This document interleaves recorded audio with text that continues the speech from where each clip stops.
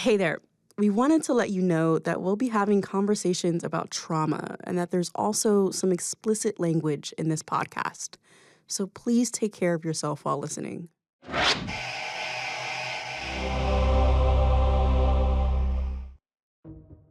I'm Jamilah King, and this is HBO's Last Call podcast, the official companion podcast from Max and Pineapple Street Studios. Last Call, When a Serial Killer Stalked Queer New York, is produced by Syndicate. The 4-part documentary series tells the story of how in the early 90s, at a time when homophobia, hate crimes, and the AIDS crisis were on the rise, a serial killer preyed on New York City's gay men. The 4-part documentary series Last Call, When a Serial Killer Stalked Queer New York tells the story of how in the early 90s, as hate crimes were on the rise and the AIDS crisis escalated, a serial killer preyed on New York City's gay men. The show explores how the complexities of the closet combined with a long-standing mistrust of police to complicate the investigation, while also highlighting the heroic efforts of activists, including the New York City Anti-Violence Project, to force law enforcement to recognize and protect the queer community.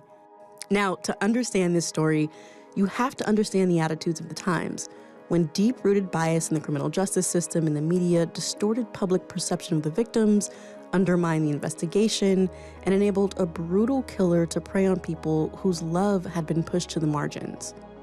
Most true crime stories focus on how victims died.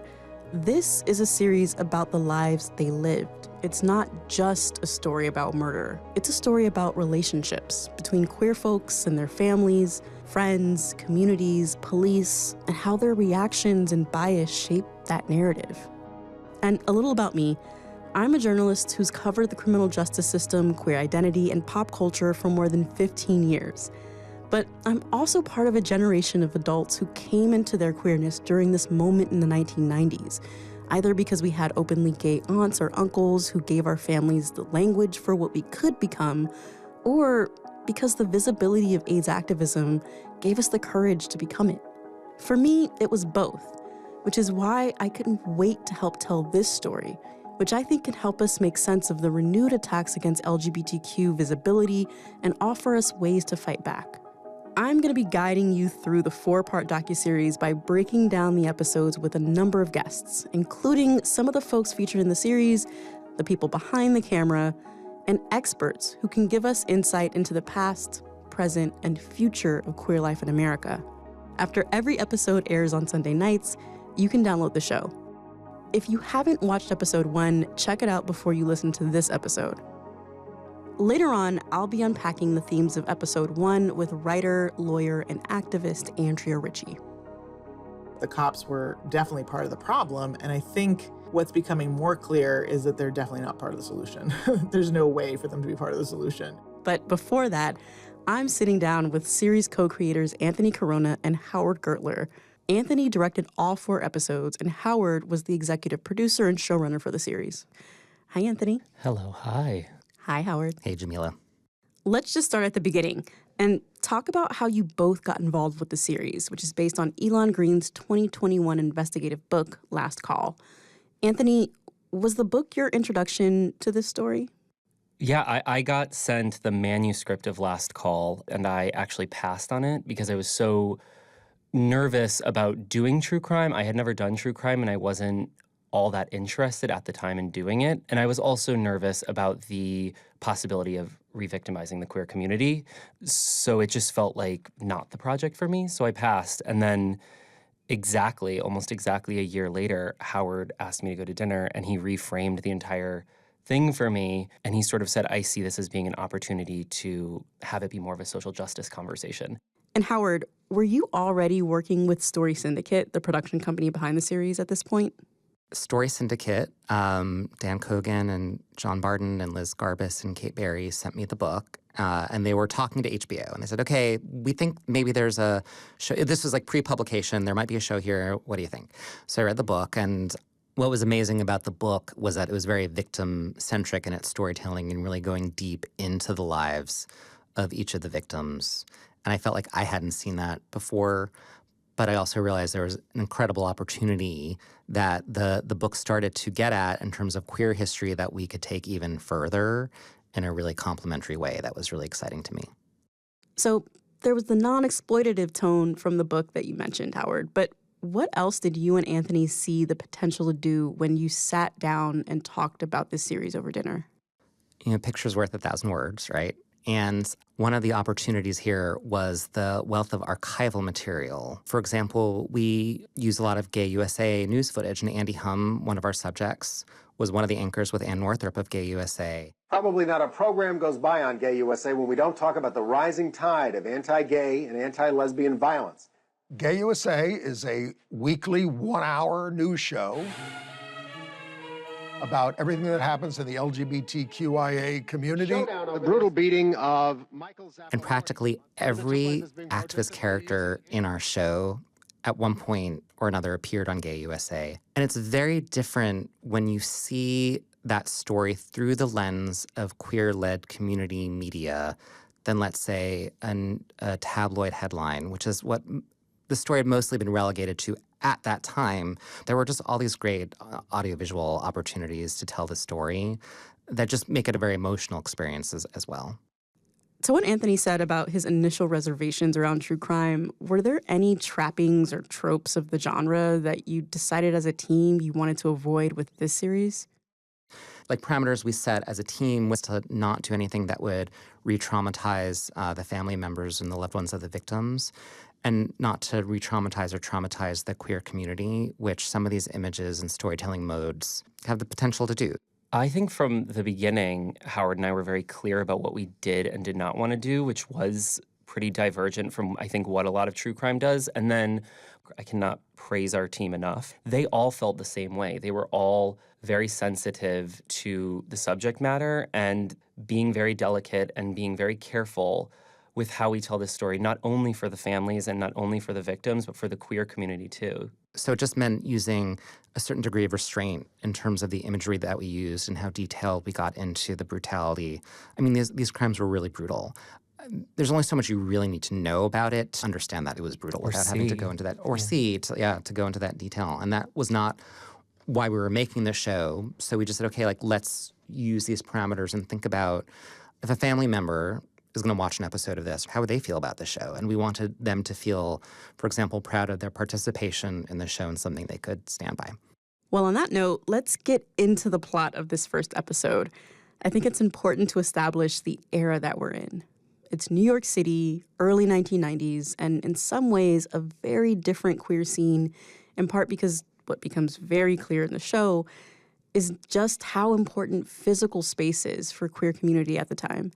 It's really pre-internet, pre-social media, before chat rooms. There were no apps. There were no no apps. You told someone, let's meet at Wonder Bar at 11 o'clock. Yeah. You better show up at Wonder Bar at 11 o'clock, 5-minute grace period, because you couldn't even text someone. We had, oh God, now I'm really aging myself. We had pagers. But yeah, but that was the place where you found community in person. Yeah. And I think it's interesting to watch the evolution of queer spaces, and we tried to get this across in episode 1. I don't think gay bars and queer bars exist in the way that they did in the early 90s, even into the early 2000s. They exist in a different way, but definitely not in the way that they did. And I think that's what's so chilling about these crimes, too, is you have a perpetrator who knew what those spaces meant. Yeah. He knew the presumption of safety that most of us feel in those spaces, and he took advantage of it. When Matt Foreman in episode 1 talks about, no straight person can understand what it's really like to walk into a gay club and the freedom you find on the dance floor. The dance floor was where I found my gay identity and my gay community. And to hear in this, and in many cases, these spaces being destroyed by violence, it's devastating. And this is something that becomes a big part of the story, the idea of pickup crimes, where a predator takes advantage of access to these spaces, in this case, to target and kill gay men. And the first victim we hear about in this episode is Thomas Mulcahy. Thomas was married to a woman and raising 4 kids in Massachusetts, and his story opens with his daughter, Tracy. It's been, 31 years. So the hesitancy to put it out there and have have it sort of resurface is just a lot. It's good to kind of go back and remember that point in my life where he was there. Because these are such personal stories, I'm wondering, was it a challenge to get Tracy and other victims' family members to talk? It was a series of conversations before she sat down for an interview. And I think she very wisely sounded us out. What are your intentions? What will the interview be like? And so, yeah, it was a series of conversations over a year almost before she sat down for her interview. I think Tracy and a bunch of the family members, the questions and concerns they had are, how are our loved ones going to be depicted in the show? And we are totally empathetic to that because we know how media works and we see how it distorts. We wanted to communicate how seriously we took duty of care. And that starts from the very first conversation all the way through the release of the show. Why did you want to ground Thomas's story in his daughter's perspective? I think Tracy had just started to understand her father on a deeper level. She was 18, how we all sort of begin to see our parents more as people and less as parents. She was just starting to really understand her dad, and Tom had a lot of layers to himself that I think, as Tracy says in the episode, that he was maybe starting to try and reveal. And to me, that was one of the most tragic things that was taken away in this entire story. He was into Hollywood glamour. He loved Broadway and Chorus Line and La Cage aux Folles. I would say the big thing was he kind of let us be ourselves, or let me be myself, and kind of was encouraging in that way. In my teenage years, I sensed that there was more to him, and the life that I experienced, there was more to it. Was it a conscious decision to interview a number of people inside their homes? Oh, yeah. I mean, for sure. We needed people to feel comfortable, and we needed people to feel like they were inviting us in and we weren't the ones inviting them in. And so it was like incredibly, incredibly important, I think, to have them in their homes where they felt comfortable, they were surrounded by family or photos of family. Yeah. So after Thomas, we hear the story of Peter Anderson. And Peter's story, it's told from the perspective of Tony Hoyt, a friend with whom he had this hidden affair in the late 60s. Was giving the screen time to the story of their relationship part of trying to reframe the typical true crime narrative, or even the sort of down low narrative? Yeah, I was gonna say, I think more the latter. I think it was to reframe the down low, or for lack of a better word, the closeted experience. And Tony shares it in a really vulnerable, honest way. Peter was the first guy I was with. No words were spoken. It just happened. We were both attracted to each other, and we had some pretty good sex. It was quite a romance because we were so close and we were so intimate. We fit together. And we were safe together. It's trust. We trusted each other. Obviously, this relationship could not see the light of day, or we would both be in serious trouble. Tony's like, at one point says, we didn't know anyone was out. And you notice in the show, we cut to gay men and gay couples at the same time being on camera.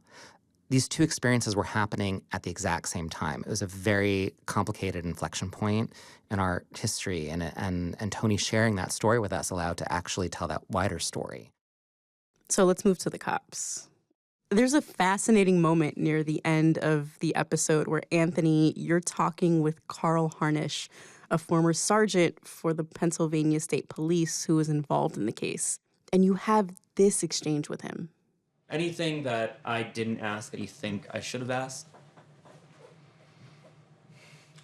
Yeah, why is the emphasis on the gay part? So that line really lands in the way that, it draws our attention.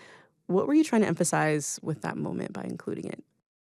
I think the inclusion of the line in the episode was to speak to what I think many people in the audience will be feeling. Like, why all the gay stuff? Why are you focusing on the gay stuff? For me, exploring the series, reading the book, it's obvious why. But I think for some of our investigators, it wasn't obvious. There was a blind spot for a lot of these investigators, and unfortunately, it was the most important blind spot. I think we can separate out to a certain extent, like the out-of-city investigators. Like Nick Theodos in that first episode, he does say, I don't know what this world is like. And the AVP had been doing these sensitivity trainings in New Jersey, so Nick said, well, let me talk to them because they can help us. So I do feel like there was an extent to which the out-of-city investigators knew they needed help, knew they didn't have the cultural competency, and went to the people who they thought could help guide them. But it was a struggle with NYPD, and we will follow that through the course of the series. And yes, that was a very common issue for the AVP to be dealing with locally, was law enforcement not caring, law enforcement re-victimizing the victims, was really commonplace. Some of the services they provided were like court monitoring. Like someone from AVP would go help someone who is a victim of assault when they're going to court to help prepare them and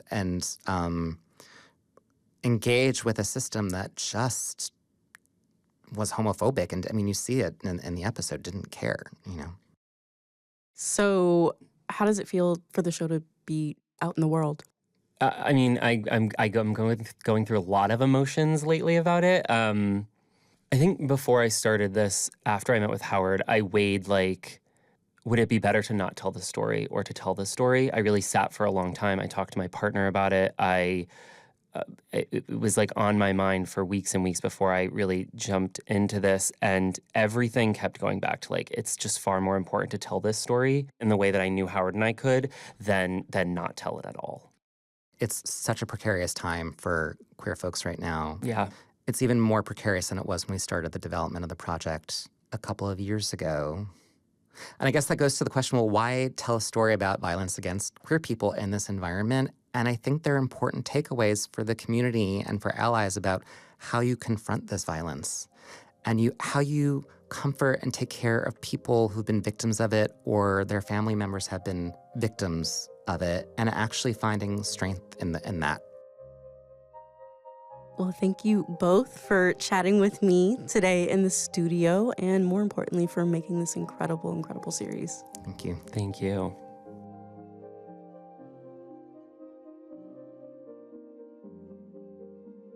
On this podcast, we're going to bring on some voices from outside of the documentary series, experts who can help us better understand the themes of the series. Today, we're going to take a closer look at how stories of anti-queer violence shape LGBTQ life and learn more about organizing and advocacy with the one and only Andrea Ritchie. Andrea, thank you so much for joining us. So lovely to be here and excited to dive in with you. Some background for our listeners. Andrea is everything: a writer, a lawyer, an activist, an organizer, and so much more. Among her many titles, she's the author of the books Queer Injustice and Invisible No More, the co-founder of the Interrupting Criminalization Initiative, and was a years-long member of the national collective Insight Women of Color Against Violence. Andrea, did I miss anything? Okay. No, not at all. Okay, so first off, when do you find time to sleep? You do all the things. It's definitely a new commitment of mine to really sleep 8 hours a night like it's my job. But I do so many things because I'm passionate about what I do, and I'm lucky to be able to do it with amazing co-strugglers and friends and loved ones. So it feels like life in resistance is a joy, even as we're struggling against hard things and probably doing too much of it. Well, maybe let's start this conversation talking about some of those hard things you do too much of. I want to know for you, what's a case you followed or been involved with that's made a big impact on what you do, or a story you think more people should know about? I think one story that has really stood out to me was the story of the New Jersey Seven, which was a story of 7 Black lesbians and gender nonconforming folk who came to the village to enjoy queer life in New York City, and instead found themselves being targeted for homophobic, misogynist violence, wound up themselves being criminalized and charged with gang violence and accused of engaging in a hate crime against a straight man. And so I would say that would be a story that I learned and was appalled by. But what was shocking was the response to it in the ways that people who were defending themselves against homophobic and transphobic violence were ultimately criminalized. And that's probably one case that was really formative to me and my understanding of homophobic, transphobic violence as experienced by Black women and queer and trans people, and in terms of how law enforcement responded.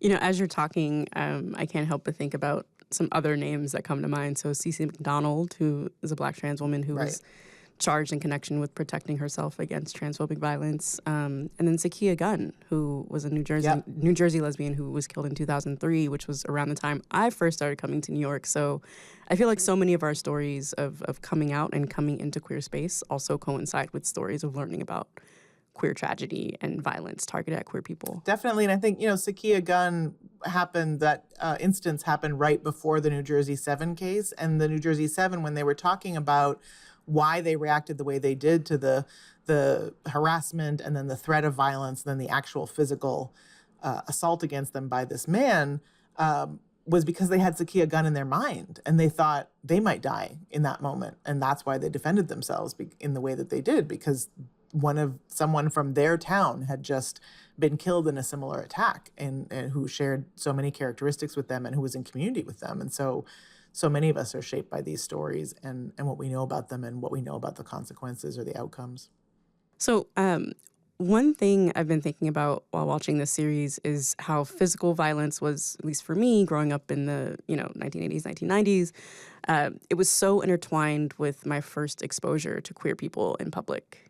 Whether it was the murders that were well publicized, people like Matthew Shepard or Brandon Tina, which, that story was captured in the movie Boys Don't Cry, or kids I'd see who were bullied at school for presenting even in the sort of slightest gender nonconforming ways. What do you think that does to our psyches to be making those types of associations so young? One, it makes you not want to come out. I mean, I think what it really does to our psyche is it makes us want to be closeted, not be gay, and if we are out, to be small and invisible, or to live in fear. I think that it then makes us vulnerable to violence for all those reasons, because we're not stepping into our full humanity and authenticity and connection. And those, safety is relational, as Mariam Kaba often reminds us, and as we write in No More Police, that if you're hiding and not moving in full relationship and authenticity in the world, then your ability to build safety for yourself is compromised. So I feel like there's this thorny catch-22 of figuring out how we balance the spotlight on stories of harm against queer people while also challenging that narrative. And I'm wondering, does putting attention on the ways in which the queer community has had to organize or, stories of community strength, does that feel like a good supplement to the stories of harm that we're constantly hearing? In some ways, that's where I want to start. And, folks who have read my work might be like, really, Andrea? Because, Queer Injustice, every chapter starts with a story of harm. And I think as time has gone on, I've really wanted to shift away from that. And I think looking at how folks resisted the violence in the ways that it was depicted in the episodes of people flyering, of people answering calls from each other to be witness to each other, but also to help people safety plan, by people coming together to protest and say publicly, loudly, and emphatically, we care for ourselves, we care for our community, we will not stand for this kind of violence, I think is a really important way for us to understand the possibilities for resisting and restructuring our society in a different way. So I would say that while in the past I've led with the harm, I now lead with the resistance. Okay, so Andrea, I thought it might be interesting to look at a flyer from the 90s that the Anti-Violence Project distributed around safety. In big block letters, it says, "Looking for a good time?" And it also has some block text toward the middle, which says, "What if Mr. Right turns out to be Mr. Wrong?" And then it gives tips to folks who are in queer spaces. And it says to get the boy's name, chat him up, introduce him to people, trust your instincts. Are these some of the things that have sort of been adapted and sort of happen naturally now? Are they sort of misguided in retrospect? What's your take on these types of flyers? No, these are exactly the ways that we keep each other safe. They're very similar to bad date sheets that are circulated in communities of people in the sex trade. They're very common safety strategies to let someone know where you're going to be, to get as much information as possible so that folks know where to come looking for you if something goes awry, to let people know when to expect you.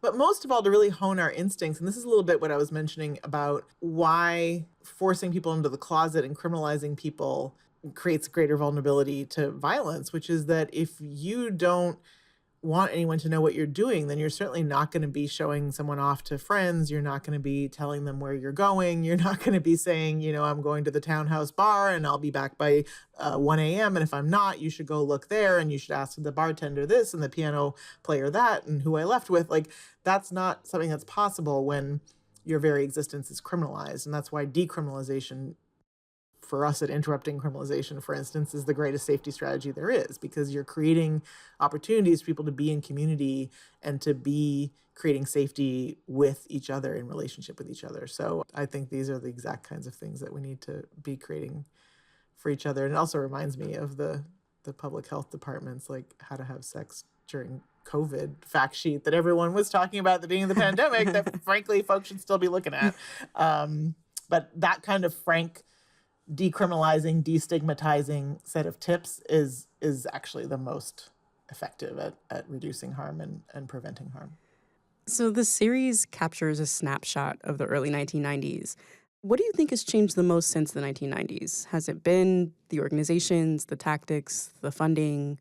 What do you think has driven change recently? I think people are more and more clear that the cops are not in any way part of the solution, that in fact they're a major part of the problem. And I think there's sort of this clarity even in that time that the cops were definitely part of the problem. And I think what's becoming more clear is that they're definitely not part of the solution. There's no way for them to be part of the solution, and that they're in fact looting the resources and imagination and capacity we have in communities to continue to be part of the solution for each other. And so I would say that's what's probably shifted the most. Has anti-queer violence gone down over the decades since this happened? Absolutely not. Okay, so let's break that apart a little bit. Does it matter which communities we're talking about? Is it, still consistent across all communities? What does that look like? The violence has definitely gone up over the period of time that people have been pushing for and winning, legislative protections, hate crimes legislation, and so on. Some people say, well, it's because people feel more comfortable reporting and coming forward, but that may be the case, and we're still at a place where we haven't made a dent in the violence. And it's always been the case that people who live at what we used to call at Insight, the dangerous intersections of multiple forms of structural violence, are going to experience violence more frequently and more deeply. And so I think it's always been that Black, trans, and gender nonconforming, or Indigenous, trans, two-spirit, gender nonconforming folks experience violence at the hands of every single institution they come in contact with, often over the course of their entire lives. And until we start investing our resources in the things that will actually produce greater safety in these situations, rather than in systems that perpetuate the violence against queer and trans people, and particularly Black, queer, and trans people, and queer and trans people of color, we're going to be in the same situation.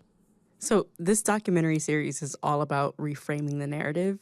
And to that end, I want to take a question I asked earlier and put a spin on it. Is there a story of a victory, maybe it's an organizing success or a vibrant queer community, that you think more people should know about? There's one story that is dear to my heart. There was a bar in Brooklyn. It was mostly Black, lesbian, and gender nonconforming folks who went there. And one night, I think a fight broke out in the space, and then the cops showed up and engaged in tremendous violence against many people who were there, but particularly against two lesbians, one Black and one Latina. And these cops beat these women and called them dyke-ass bitches, and just incredibly violent to them. I represented them in their civil suit against the NYPD and was successful in securing reparations for them. But the part that was most inspiring about it is that there was a press conference organized by the Audre Lorde Project and Make the Road New York outside the 77th precinct that was filled with people demanding justice on their behalf. And then the Audre Lorde Project organized a march through central Brooklyn where this happened. And it was visibly queer, rainbow flags everywhere. We were all very queer and trans at this march, and black and brown. And as we marched through Brooklyn, people came out on their stoops and they heard us chanting, "No justice, no peace, no racist police." And so they joined in, and then they stopped for a second because they saw that the people that we were chanting about were these two black women and Latina women. And there was rainbow flags and there was signs that referred to being queer and lesbians and so on. And so people would pause for a second, but then they took the chant up again because ultimately they were saying, we understand, we recognize what's being said here, that, this racist police violence that the NYPD perpetrates in our communities every single day is something we need to be resisting together. That for me is the moment that I'm always seeking to build from, which is where our communities come together around shared experiences of the violence of policing and the complete absence of safety or protection that is created by policing and the ways that policing actually robs both our community coffers and our imaginations of other ways to create safety. So it feels like in that moment, I saw a glimpse of that possibility. And that's something that I hold with me as we're moving through this period of time and beyond. Andrea, thank you so much for your time. It's always a pleasure to speak to you. And thank you again for watching the series. I appreciate it. Thanks so much for these questions and this conversation. I so appreciated sort of traveling through these periods of time and these ideas together, and glad that you're the person who's leading these conversations for this series. HBO's Last Call podcast is a production of HBO, Story Syndicate, and Pineapple Street Studios. I'm your host, Jamilah King. This episode was produced by Ari Saperstein. Our producers are Ari Saperstein, Melissa Slaughter, and Megan Doherty. Our consulting producer is Nikita Shepard. Engineering and mixing by Pedro Alvara. Special thanks to Jade Brooks for additional engineering. Production music is courtesy of HBO. Gabrielle Lewis and Barry Finkel are our executive producers at Pineapple Street. From Story Syndicate, our executive producers are Kate Barry, Mala Chappell, Anthony Caronna, and Howard Gertler. Special thanks to Michael Glickstadt and Allison Cohen and Savon Slater on the HBO podcast team. The next episode will be out Sunday. Be sure to tune in right after the latest episode of Last Call airs on Max. Make sure to listen wherever you get your podcasts. This episode was produced by Melissa Slaughter.